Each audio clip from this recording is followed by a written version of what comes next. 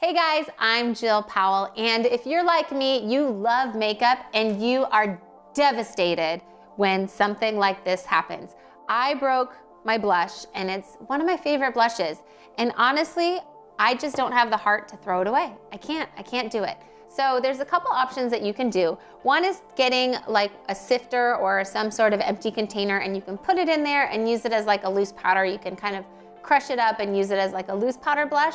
I have done this in the past, but I find that I forget about it, or I don't use it, or it gets tossed at the bottom of my makeup bag. So my other solution is to try to fix it. So this one is actually a palette blush, and I am going to show you how to fix this. So if you've ever broken any makeup, any eyeshadows, or any blushes, check out this video and hopefully I can help you save some of your future broken makeup.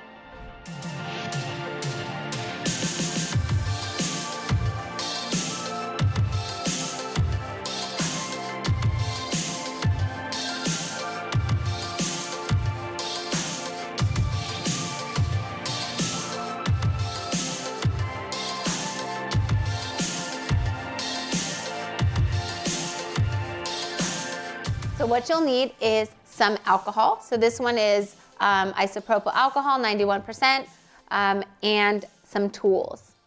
Scalpels. No, I'm just kidding. These are spatulas. So these are makeup spatulas that I use, a couple different sizes. It doesn't really matter. I personally tend to use this one a little bit more. And then your broken blush or eyeshadow or whatever powder product that you have broken. I typically do recommend using a spray bottle, but of course I forgot one today, so we are going to improvise. So take a little bit of alcohol, and if you have a spray bottle, that is again ideal. You will spray your blush or your broken product. Since I do not have a spray bottle with me, I'm going to be using the cap to kind of work out of it. So I'm just gonna get a little bit of alcohol in the product. And the reason why you want to use alcohol is because alcohol evaporates very quickly. So it is a liquid, but that will evaporate. So you will not be stuck with like an oily product, because this is a powder blush, so you don't want it to be oily.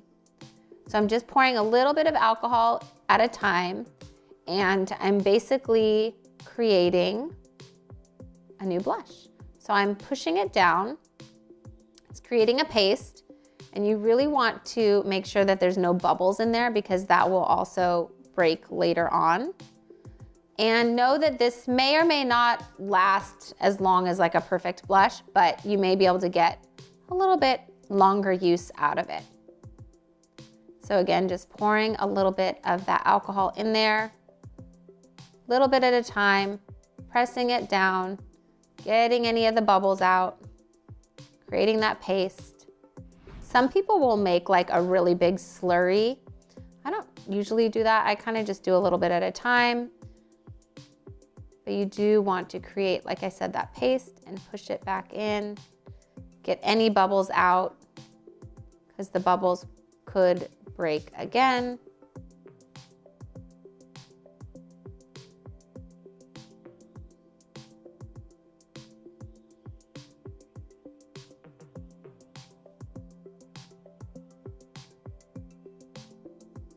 So almost done here, and just pushing those last little corners in. You really want to make sure, like I said, that there's no air bubbles in there.